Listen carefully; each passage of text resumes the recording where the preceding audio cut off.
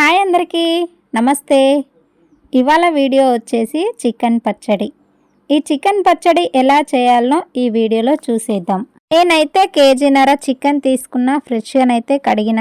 కొద్దిగా ఉప్పు వేసుకోవాలి. ఉప్పు వేసుకొని మళ్ళీ వాటర్ అయితే పోయొద్దు. చికెన్లో వాటర్ పోయకుండానే చికెన్ కడిగిన నీళ్ళతోటే మంచిగా ముక్కలు అయితే ఉడుకుతాయి. ఇంకా చూడండి, ముక్కలు అయితే ఉడికినాయి, నీళ్ళు అయితే ఇనికిపోలేదు. ఆ నీళ్లు వంపేసుకోవాలి, లేదంటే ఒక చెంచాతోటి ఒక ప్లేట్లకి ఇలా ముక్కలు వేసుకోవాలి. మేమైతే ఇలా వేసుకుంటున్నాం, మరి మీ ఇష్టము. కొద్దిసేపు అయితే ఆరబెట్టుకోవాలి ముక్కలన్నీ ప్లేట్లోకి వేసుకొని. ముక్కల మీద వాటర్ అనేది పొయ్యేదాకా ఆరబెట్టుకుంటే పచ్చడి అనేది ఎక్కువ రోజులు ఉంటుంది. అలానే పచ్చడి పెడితే చాలా ఎక్కువ రోజులు ఉండదు అన్నట్టు.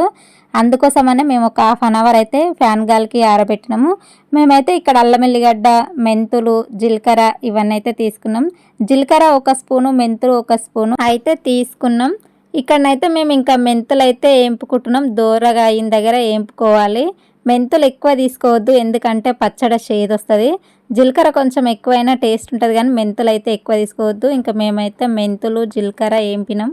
ఏ పచ్చడి పెట్టినా సరే అప్పటికప్పుడు ఇట్లా అన్నీ వేంపుకొని రోట్లో దంచుకుంటే చాలా టేస్టీగా ఉంటుంది. మిక్సీలో కన్నా రోట్లో దంచుకొని పచ్చడి పెడితేనే చాలా బాగుంటుంది. మేమైతే ఇట్లా రోట్లోనే దంచుతాము ఏ పచ్చడి పెట్టినా సరే. ఇంకా మేమైతే ఇవన్నీ అయితే దంచుతున్నాం. అల్లం ఎల్లిగడ్డ, మెంతులు, జీలకర్ర అన్నీ అయితే దంచుతున్నాం.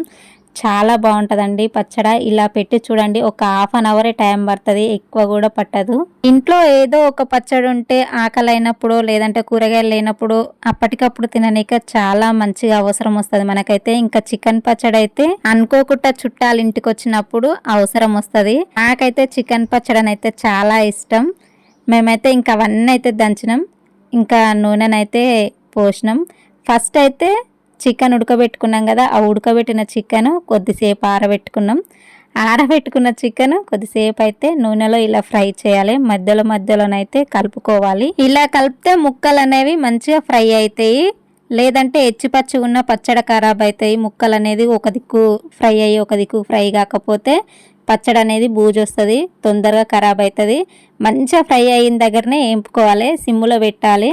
ఆ సిమ్లో పెట్టే మంచిగా ఫ్రై అయిన దగ్గర వేంపుకోవాలి. పచ్చడి పెట్టరానోళ్ళైనా చూస్తే సింపుల్గా పెట్టొస్తుందండి. మీరు కూడా ఒకసారి ట్రై చేయండి. చూడండి, మేమైతే చికెన్ మొత్తం అయితే ఫ్రై చేసేసినాం. ముందుగాల మనం చికెన్ ఫ్రై చేసిన నూనెలనే ఇంకా కాస్త నూనె పోసుకోవాలి. ఆ నూనెలో ఇంకా ఎండుమిర్చి, జీలకర్ర, ఆవాలు అవన్నీ అయితే వేసుకోవాలి.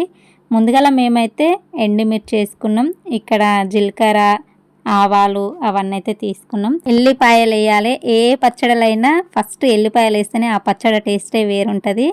కాబట్టి ఎల్లిపాయలు అయితే ఖచ్చితంగా వేసుకోవాలి. కొద్దిగా పసుపు వేసుకోవాలి.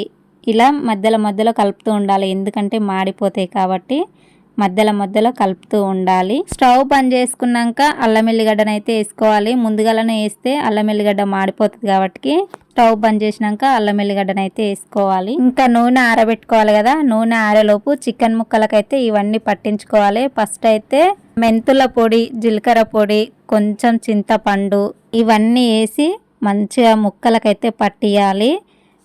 ముక్కకైతే మసాలాలు అయితే మంచిగా కలిస్తేనే ముక్క అనేది టేస్ట్గా ఉంటుంది. కొంచెం చింతపండు వేస్తేనే పచ్చడి అనేది ఎక్కువ రోజులు కూడా వస్తుంది, టేస్ట్గా కూడా ఉంటుంది, చాలా బాగుంటుంది.